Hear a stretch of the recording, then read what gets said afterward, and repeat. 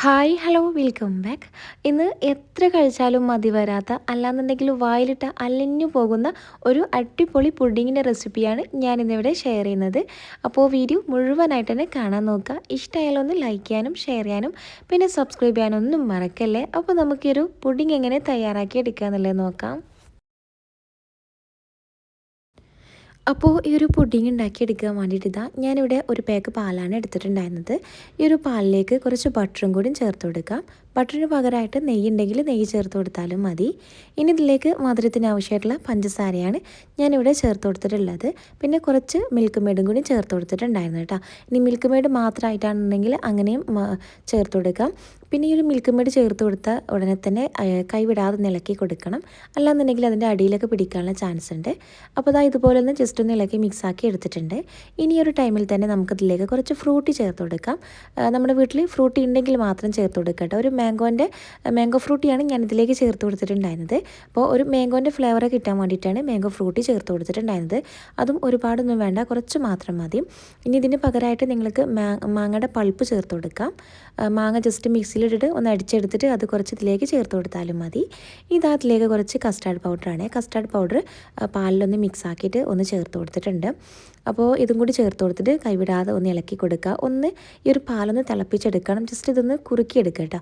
ഒരുപാട് കട്ടിയിലൊന്നും വേണ്ട, കുറച്ച് കട്ടിയായിട്ട് മതിയിട്ട് ഈ ഒരു പാല് കിട്ടാൻ വേണ്ടിയിട്ട് നമുക്കിതൊന്ന് തിളക്കുന്ന വരെ ഒന്ന് വെയിറ്റ് ചെയ്യാം. പിന്നെ ഞാനിതിലേക്ക് കുറച്ച് ബിസ്ക്കറ്റ് ചേർത്ത് കൊടുത്തിട്ടുണ്ടായിരുന്നു.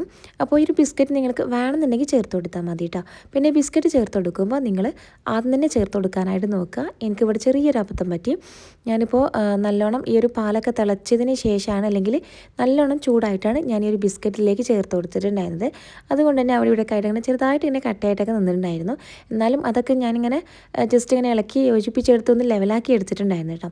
അപ്പോൾ നിങ്ങൾ ചേർത്തെടുക്കുമ്പോൾ ഫസ്റ്റ് തന്നെ ഈ ഒരു ബിസ്ക്കറ്റ് പൊടിച്ചത് ചേർത്ത് കൊടുക്കാം. പിന്നെ ബിസ്ക്കറ്റ് നന്നായിട്ട് തന്നെ പൊടിച്ചെടുത്തിട്ടുണ്ടായിരുന്നു. ഞാനിവിടെ കോഫിയുടെ ബിസ്ക്കറ്റാണ് എടുത്തിട്ടുണ്ടായിരുന്നത് കേട്ടോ. അപ്പോൾ ഈ ഒരു പാല് നല്ലതുപോലെ ഒന്ന് ഇങ്ങനെ കുറുകി വന്നിട്ടുണ്ട്. ഇതുപോലെ ഒന്ന് തിളച്ച് വന്നിട്ടുണ്ട് കേട്ടോ. തിളച്ച് വന്നതിന് ശേഷം അപ്പോൾ തന്നെ നമുക്ക് ഫ്ലെയിം ഓഫ് ചെയ്യാം. ഏറ്റവും ലാസ്റ്റ് വേണം ഇതിലേക്ക് കുറച്ച് തേങ്ങാപ്പാൽ ഒഴിച്ചു കൊടുക്കുക. നല്ല കട്ടിക്കുള്ള തേങ്ങാപ്പാൽ തന്നെ ഒഴിച്ചു കൊടുക്കുക. ആ ഒരു തേങ്ങാപ്പാലിൽ നിന്ന് കുറച്ച് തേങ്ങാപ്പാൽ നമുക്കൊന്ന് മാറ്റി വെക്കണം. അപ്പോൾ ഈ തേങ്ങാപ്പാലും കൂടി ഒഴിച്ചതിന് ശേഷം ഇതുപോലെ അങ്ങ് ഒന്ന് മിക്സാക്കി എടുത്തിട്ടുണ്ട് കേട്ടോ. അപ്പോൾ ഞാൻ അതുപോലെ ആ ഒരു ബിസ്ക്കറ്റൊക്കെ ഒന്നിങ്ങനെ അവിടെ ഇവിടെ ആയിട്ട് കട്ടായിട്ട് നിൽക്കുന്നുണ്ടായിരുന്നു. അപ്പോൾ ഞാനത് മിക്സിയുടെ ജാറിലേക്ക് ഇട്ട് കൊടുത്തിട്ട് ഒന്നങ്ങോട്ട് അടിച്ചെടുത്തിട്ടുണ്ടായിരുന്നു കേട്ടോ. അപ്പോൾ ഒന്നുകൂടി സ്മൂത്തായി കിട്ടാൻ വേണ്ടിയിട്ട് അപ്പോൾ അടിച്ചെടുത്തിട്ടുണ്ട്. ഇനി നമുക്കിതൊരു ബൗളിലേക്ക് ഒഴിച്ചു കൊടുക്കാം. നമ്മൾ പുഡിങ് സെറ്റ് ചെയ്യാൻ വേണ്ടി വെക്കുന്ന ആ ഒരു പാത്രത്തിലേക്ക് ഒഴിച്ചു കൊടുക്കാം. ഇനി നമുക്ക് കുറച്ച് വിപ്പിംഗ് ക്രീം ഒന്ന് ബീറ്റ് ചെയ്തെടുക്കണം. അപ്പോൾ ഞാനിവിടെ കുറച്ചൊന്ന് ബീറ്റ് ചെയ്തെടുത്തിട്ടുണ്ട്. ആ ഒരു സമയമായപ്പോഴേക്കും നമ്മുടെ പുഡിങ് ഇവിടെ ഏകദേശം ഒന്ന് സെറ്റായി വന്നിട്ടുണ്ടായിരുന്നു. ഇനി അതിൻ്റെ മുകളിലായിട്ട് നമ്മളിപ്പോൾ ബീറ്റ് ചെയ്ത് വെച്ച ആ ഒരു ക്രീം ഒന്ന് ഫുള്ളായിട്ട് ഇതുപോലെ ഒന്ന് ലെവൽ ചെയ്ത് കൊടുക്കുക കേട്ടോ. എല്ലായിടത്തും എത്തുന്ന രീതിയിൽ ഇതുപോലെ ഒന്ന് സ്പ്രെഡ് ചെയ്ത് കൊടുക്കുക. നല്ല നീറ്റായിട്ട് നമുക്ക് സ്പ്രെഡ് ചെയ്തെടുക്കാനായിട്ട് പറ്റിയിട്ടുണ്ടായിരുന്നു കേട്ടോ. അപ്പോൾ നല്ല കട്ടിക്കായിട്ടാണ് നമുക്ക് ആ ഒരു ക്രീം കിട്ടിയിട്ടുണ്ടായിരുന്നത്. ഇനിയിപ്പോൾ ഒന്നുമില്ല, നമ്മൾ സാധാരണ പുഡിങ്ങൊക്കെ സെറ്റ് ചെയ്തെടുക്കുന്ന പോലെ നമുക്ക് ഇഷ്ടമുള്ള രീതിയിലൊന്ന് ഡെക്കറേറ്റ് ചെയ്തെടുക്കാം. അപ്പോൾ ഞാൻ അതിൻ്റെ മുകളിലായിട്ട് കുറച്ച് നട്ട്സ് ജസ്റ്റ് ഒന്ന് കട്ട് ചെയ്തിട്ട് ചേർത്ത് കൊടുത്തിട്ടുണ്ടായിരുന്നു. പിന്നെ അതിൻ്റെ സൈഡിലൂടെ ഇതുപോലെ മാങ്ങ ചെറുതായിട്ട് കട്ട് ചെയ്തിട്ട് അതും അതിൻ്റെ സൈഡിലായിട്ട് വെച്ച് കൊടുത്തിട്ടുണ്ടായിരുന്നു കേട്ടോ. ഇനി നമ്മൾ നേരത്തെ കുറച്ച് തേങ്ങാപ്പാൽ മാറ്റി വെച്ചിട്ടുണ്ടായിരുന്നു. ആ ഒരു തേങ്ങാപ്പാലിലേക്ക് കുറച്ച് മിൽക്ക് മെയ്ഡ് ചേർത്ത് കൊടുക്കുക. മിൽക്ക് മെയ്ഡ് ചേർത്ത് കൊടുത്തിട്ട് നല്ലതുപോലെ അങ്ങ് മിക്സ് ആക്കി എടുക്കുക കേട്ടോ. എന്നിട്ട് നമ്മളിപ്പോൾ റെഡിയാക്കി വെച്ച ആ ഒരു പുഡിങ്ങിൻ്റെ മുകളിലായിട്ട് ഒന്ന് ജസ്റ്റ് ഒന്നിങ്ങനെ ഒഴിച്ചു കൊടുത്താൽ മതി.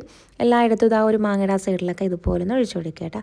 അപ്പോൾ ഇത്രയുള്ളൂ നമ്മുടെ പുഡിങ് ഇവിടെ റെഡി ആയിട്ടുണ്ട്. നല്ലോണം തണുപ്പിച്ചിട്ട് കഴിച്ചാൽ മതി. അടിപൊളി ടേസ്റ്റാണ്. അപ്പോൾ എന്തായാലും ട്രൈ ചെയ്ത് നോക്കുക. വീട്ടിൽ ഗസ്റ്റൊക്കെ വരുന്ന സമയത്ത് തയ്യാറാക്കി കൊടുക്കാൻ പറ്റുന്ന ഒരു വെറൈറ്റി ആയിട്ടുള്ളൊരു പുഡിങ് കൂടിയാണ്. അപ്പോൾ ട്രൈ ചെയ്ത് നോക്കിയിട്ട് ഫീഡ്ബാക്ക്സ് അറിയിക്കാനൊന്നും മറക്കല്ലേ. അപ്പോൾ ഇതുപോലത്തെ ഈസിയർ റെസിപ്പീസിനൊക്കെ വേണ്ടി ഈ ഒരു ചാനൽ ഒന്ന് സബ്സ്ക്രൈബ് ചെയ്യുക. സബ്സ്ക്രൈബ് ചെയ്യുമ്പോൾ ബെല്ലൈക്കൺ പ്രസ് ചെയ്ത് ഓൾ എന്ന ഓപ്ഷനും കൂടി കൊടുക്കാൻ മറക്കല്ലേ കേട്ടോ. അപ്പോൾ ഇൻഷാല്ലാ പുതിയൊരു വീഡിയോയിൽ കാണാം. താങ്ക്